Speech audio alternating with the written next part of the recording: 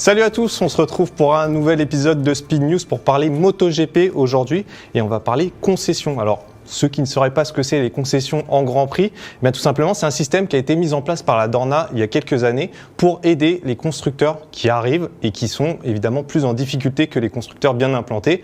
Le premier en bénéficier a été Ducati à l'époque. Il est difficile à croire aujourd'hui que le constructeur qui domine le championnat était à la traîne.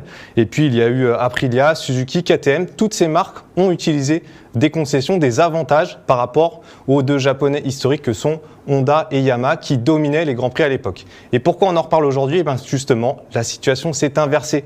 Aujourd'hui, c'est Yamaha et Honda qui vont avoir besoin de ces concessions. Ces concessions, elles sont de retour en 2024. Aprilia a été les derniers à en bénéficier. Alors concrètement, comment a procédé la Dorna pour ces concessions ? Elle a établi des notes qui vont de A, B, C et D à chaque constructeur. Ducati, évidemment, qui a écrasé la saison 2024, a la meilleure note, la note A. Yamaha et Honda sont en grade D, la pire note, et puis KTM et Aprilia sont en grade C. Ce qui veut dire que plus on a une mauvaise note, plus on va avoir des avantages. Alors ces avantages, il y en a un certain nombre. Le premier, ça va être les essais. Évidemment, pour développer une moto, il faut faire beaucoup d'essais privés. Ces essais ils sont réglementés par le nombre de pneus qu'on alloue aux équipes pour faire des essais. Donc Ducati, par exemple, va avoir 170 trains de pneus pour faire des essais durant la saison 2024. KTM et Aprilia vont en avoir 220 et enfin Honda et Yamaha vont avoir 260 pneus, ce qui signifie qu'ils vont pouvoir faire beaucoup plus de tours que leurs adversaires. Et c'est pas tout, ces tours-là, ils vont pouvoir les faire aussi avec leurs pilotes titulaires, Honda et Yamaha, c'est-à-dire que Fabio Quartararo ou Luca Marini, par exemple, vont pouvoir faire des essais privés, là où c'est totalement interdit pour les autres marques que sont Ducati, Aprilia et KTM qui ne peuvent utiliser que leurs pilotes de développement. Ces marques-là aussi, qui n'ont pas les mêmes concessions, doivent utiliser simplement 3 circuits définis à l'avance dans la saison.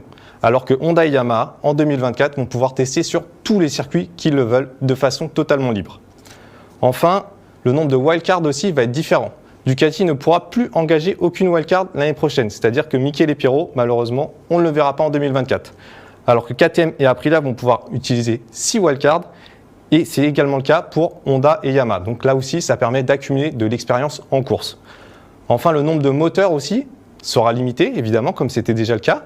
8 moteurs pour Ducati, KTM, Aprilia, alors que Honda et Yamaha vont pouvoir utiliser 10 moteurs. Et point le plus important, les spécifications de ce moteur ne seront pas gelées en début de saison pour Honda et Yamaha, comme c'est le cas pour les autres marques. C'est-à-dire que ce moteur, il va pouvoir évoluer toute la saison. On va pouvoir avoir un nouveau moteur, si on le veut, à chaque course, que ne pourront absolument pas faire les autres constructeurs.